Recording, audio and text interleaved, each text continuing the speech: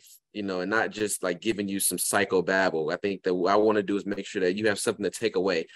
So tonight we're actually here to talk about emotional resiliency. Okay. And when we talk about emotional resiliency, we are talking about basically, as they used to say in the 90s, the ability to bounce back, right? The ability to bounce back. Like, it's the ability to quickly recover from some level of difficulty. It could be trauma. It could be a scary situation. It could be something in your life that was a major obstacle emotionally. Okay. And your ability to overcome it and how quickly. So oftentimes when we look at emotional resiliency, we'll say that many people are different, right? You may be different from your sister because, hey, you went through some stuff in college, but you was able to keep it moving. You still got A's and B's the next quarter, but your sister went through something very similar and it completely derailed her, right? And so it's not that, she didn't have an understanding of what to do. It's just our capacities are so different as people. And that's what the data actually says. One of the things that data points to when it comes to being emotionally resilient is it's not just this person with a name you have to pay attention to. It is, what is the history of this person? How frequent have they been in this situation? What's the intensity of the situation that they were in, right? Like, you may have gotten in a car accident and it scared you, but they were hit by a semi truck in the dark in the snow. Like, that's a completely different level of intensity that they had to go through.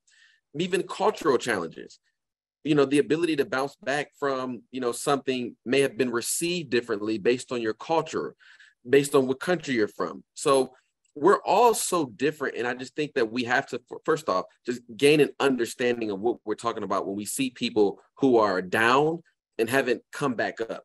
It's very easy to think that everybody should get back up because you were able to get back up, but life just doesn't work that way. So when we're talking about emotional resiliency, it means the ability to kind of heal quickly. We all, of course, go through trauma, adversity, and challenges, and just like we go through rough times. I just recently went through 2 months of a rough period.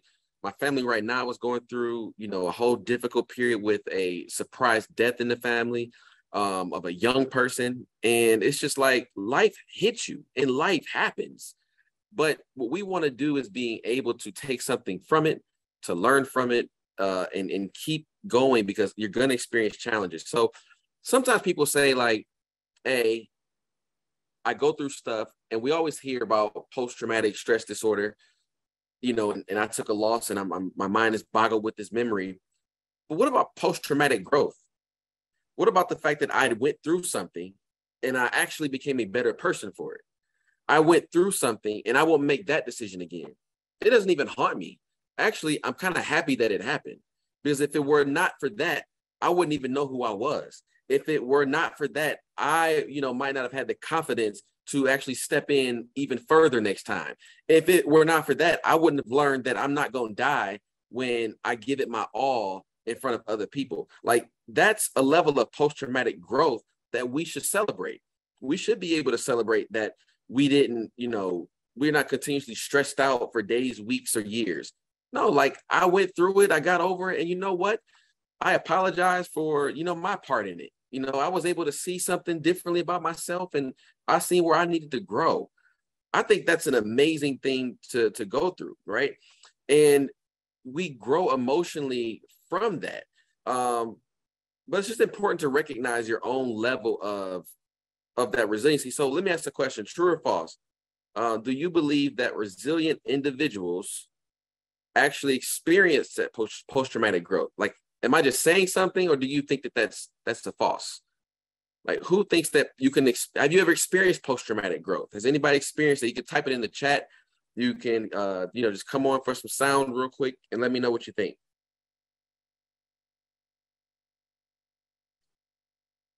As my pastor used to say, take your time and hurry up.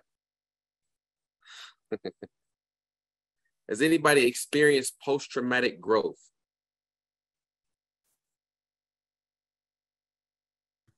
And just to jump in, I did set the mic so that y'all can unmute yourself to answer his questions. Thank you so much, Kiana. Can you explain it again? What post-traumatic growth is? Yeah. So think of it like, let's think of the opposite of post-traumatic, stress disorder. You go through something and it brings you down, right? It becomes something that your mind may ruminate on. You get stuck to a degree. You're triggered very easily. This is a bit different. And what I'm, saying here is that post-traumatic growth is, I went through that. I'll give you a great example. When you're a teenager and you're driving and you drive like a fool, well, you get into that first car accident, you learn your limitations in life and on that road. And even if it doesn't scare you to drive, because some people can't get behind the wheel again after an accident, that may be post-traumatic stress disorder, where just getting into a car is scary. They think about it often. It's scary, it triggers them. But maybe your growth after that accident was, yeah, I don't speed like that anymore. I don't risk my life because, man, I was so close to losing it. I actually understand that was a terrible experience and I was a bit traumatized, but I've gotten over it and I'm not going to do that again. So it's one of those feelings of, I've grown from what could have killed me. I've grown from what could have took me out. I've grown from that. I took something from it to move me forward. Does that make sense?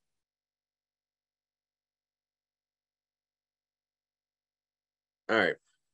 So I want to actually give you guys some traits of emotionally resilient people.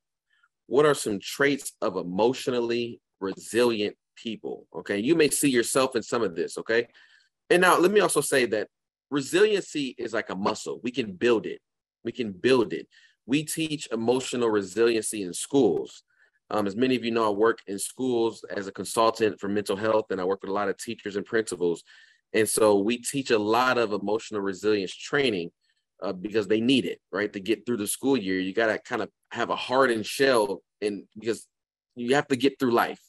And as a business owner, and, especially for those who are, truly an entrepreneur where you don't have another 9 to 5 or anything, that you have to be tough to get through the ups and downs in the beginning of business. So some traits of emotionally resilient people is, number one, they're able to, and willing to learn from past experiences. We just talked about that.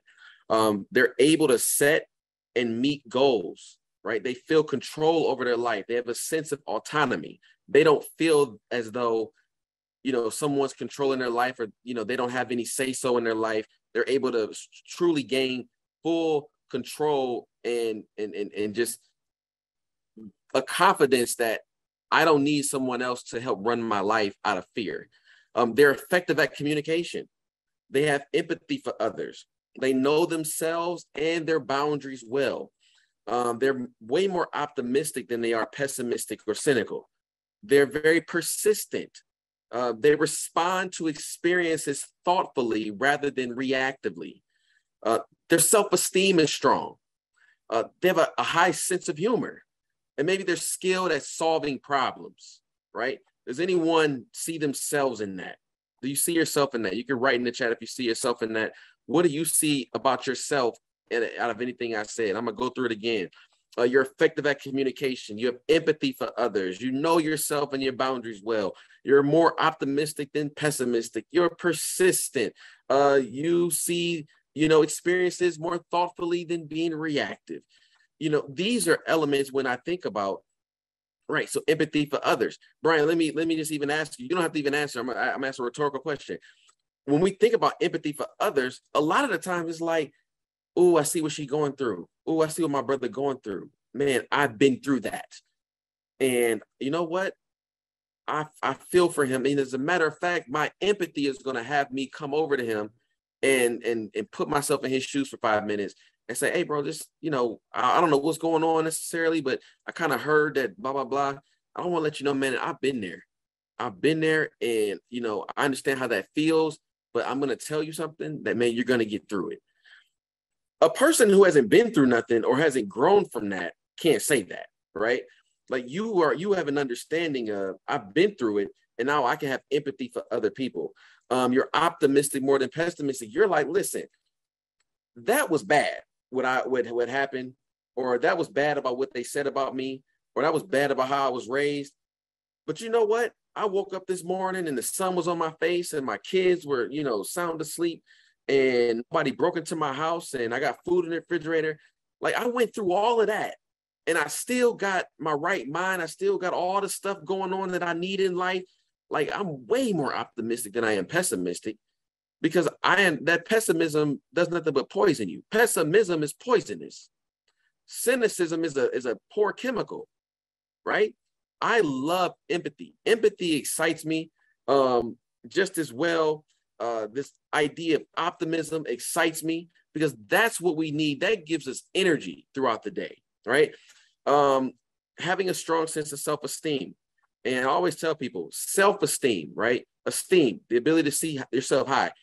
The esteem in and of itself is just the lifting up of something. But self is I see myself, right? And so no one can, if you think about this is so interesting. Someone could say, you've damaged my self-esteem. You've hurt my self-esteem. The operative word of self almost denotes that I'm still in control. The operative word of self denotes that I'm still in control.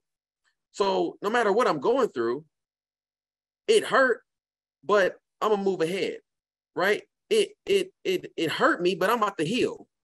No matter what, like I'm still in control because self-esteem allows me to still maintain a sense of autonomy. I haven't died here. I still got my right mind. I'm actually able to think myself through this. I can actually tell you to get away from me because you're impacting my ability to see myself positively. I am able to see myself positively because I know when I do that, I am now able to continue to move my life forward in a way that is productive, that is goal-oriented, and that is mission-focused, right? All right, so was that good? All right. I'm sorry, I wasn't even looking at the screen, y'all. I was sitting there. I promise you, I'm like a young Baptist preacher at times. I try myself not to get there. I don't know what it is, but I just hold on. All right. But in other words, people with emotional resiliency don't let troubles knock them down, okay? They recognize that they do have like a plethora of choices, that they can respond thoughtfully, that they don't have to react to negative things. How many of y'all know people who something happened to them and it is like, oh, I hate the fact that happened to them because they're about to talk about it for the next 2 weeks, right? Like they ruminate on it. It becomes the cloud around them. And as a matter of fact, there are people who they'll go through something and they need to tell 6 people the same story, right? Why? Because people can become emotionally addicted to the response of sympathy and empathy. So much so that they'll keep themselves in a position of being down so that others can always maintain a sense of sorrow for them. This is why for those who are Bible readers, or even just in any scripture, you'll know that the man who was laying by the pool of Bethesda, he was laying there for such a long time. And he's laying there and they were telling Jesus about, this guy laying by the pool. And he just walks up and said, you know what he said? You know what he said? He asked the man laying there, right? Now the man is right by the pool thirsting. He's thirsty, about to die. He asked the man, he said, do you want to get up? My God. He said, do you want to get up? Now, let me tell y'all something. There are so many people in this world who don't want to get up. They want you to walk by their life and feel bad for them. They want you to walk by their life and see that they got knocked down. They want you to walk by their life and feel like you got to reach out and help them, because that then implies that I don't have to help myself because, man, y'all see how down I am. I don't have it in me to give anymore. Y'all help me, right? It's the auntie who's always sick. It's the one that ain't never got no money. And we're going to be there for them. But at some point, you got to ask them, do you want to get up? Do you want to change for the better? Do you want to build up a level of resiliency and strength out of what you've been through? Is this supposed to kill you? Or is it supposed to teach you a lesson for the next generation? My goodness. All right. Emotionally resilient individuals are open to seeing the best in themselves and others, which allows them to find support in community while also trusting themselves to move forward from difficult times. So many people will ask, is there this is there a path to emotional resiliency? Like, is there a way that I can get there quickly, or is it kind of like this esoteric, idea of how to get there, right? So we are not born with the same level of capacity to deal with emotions, with high emotions, low emotions, negative emotions, positive emotions. We're not all built with the same capacity, but what we are built is with the idea that we can all reach some level of resiliency. So all of us aren't born with terrific emotional resilience. Some of us are like rubber bands, right? Some rubber bands stretch real far. Some rubber bands, like them little, the ones y'all be putting in y'all hair when y'all got y'all sew-ins, them little black rubber bands, them joints ain't got no stretch, right? Some of y'all know your friends be walking around and their rubber bands be sticking out because they've been scratching their head and patting, and that boy done snapped. So, yeah, listen, some of y'all, that is some of y'all's emotional resiliency, right? And so, and so at the end of the day, we know that everyone doesn't have the ability to take on everyone else's issues. Now, I would argue, and I want to see if you guys agree. I've been through a lot in my life, a whole lot. I've been through a whole lot. But I would say two things. One is that that allowed me to be empathetic to the degree that I wanted to be in the help industry.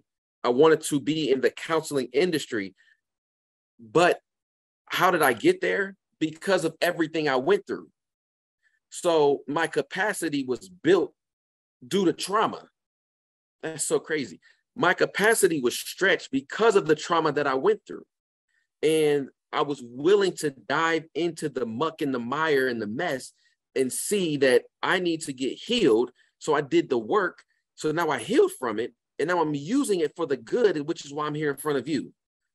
Because if I got stuck there, then who knows, I'll be strung out on something or, homeless. I could be anywhere.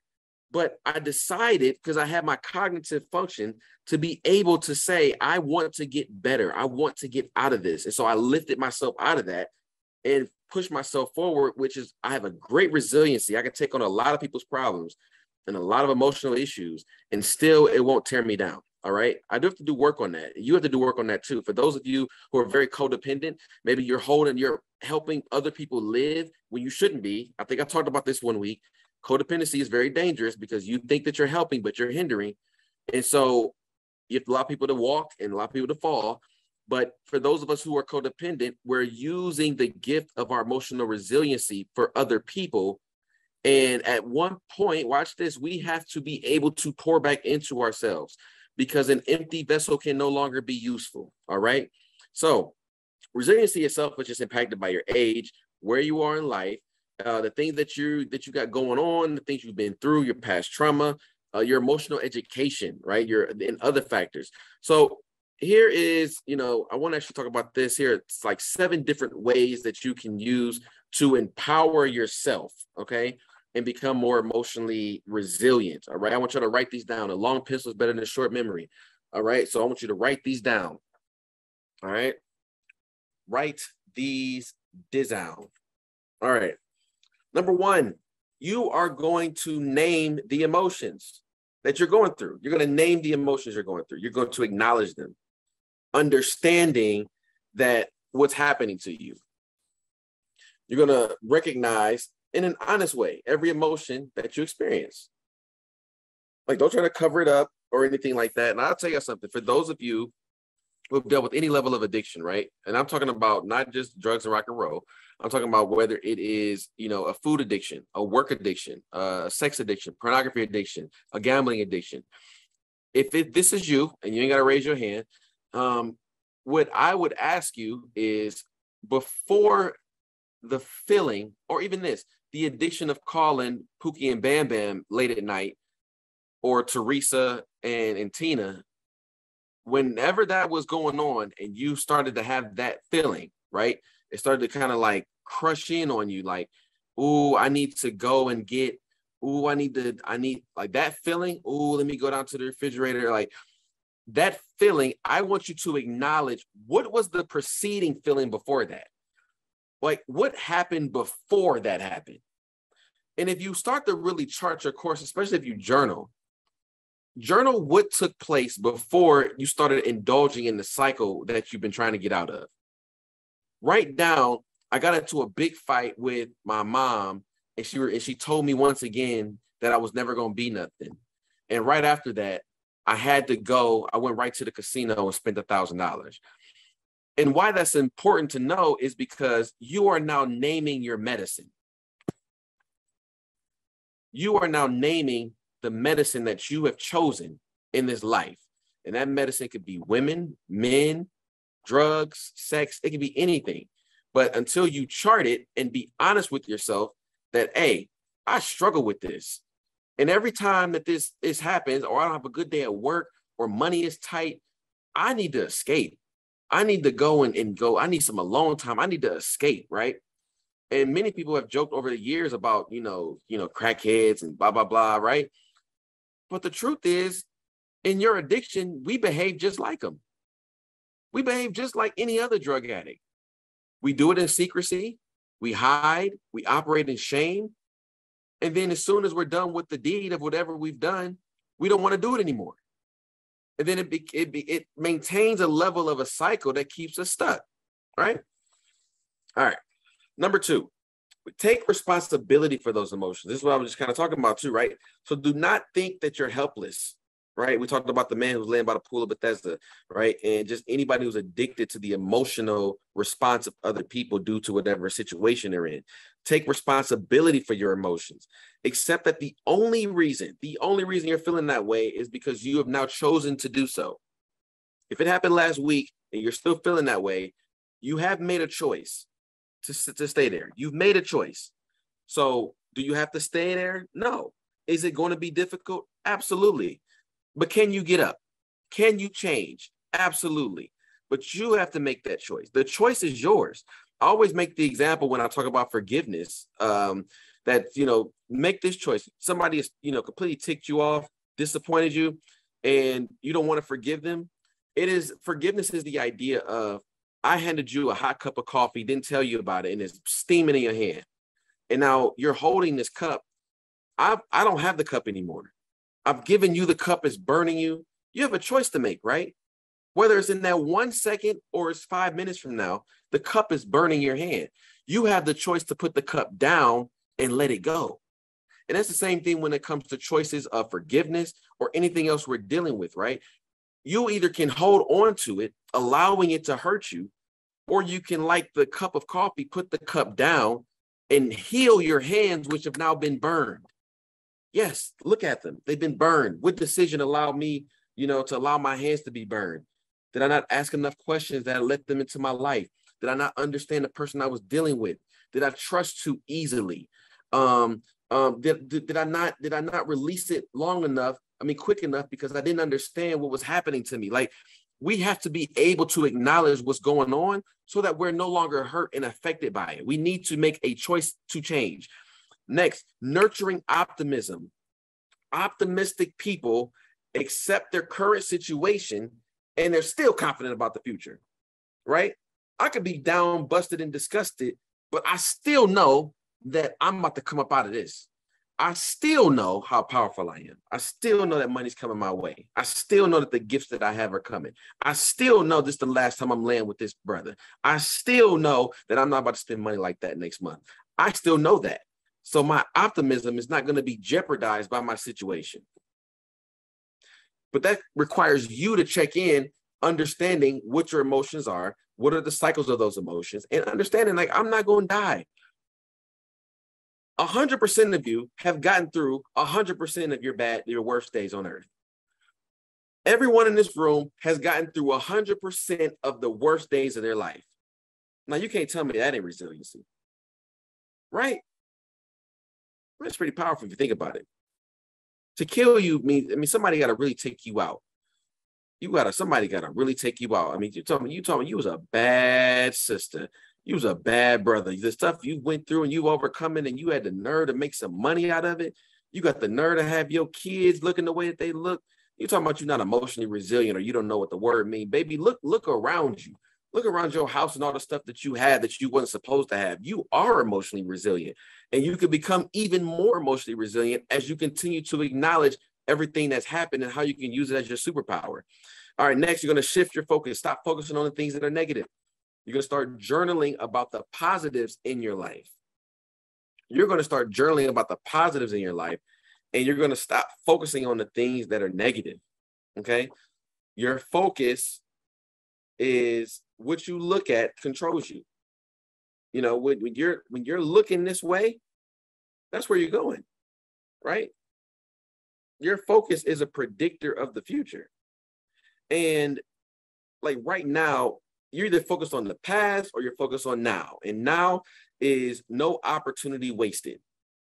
Now, I'm focused right now on no opportunity being wasted. I'm not focused in the past. I'm focused on now. No opportunity wasted. I can't think about what happened last week.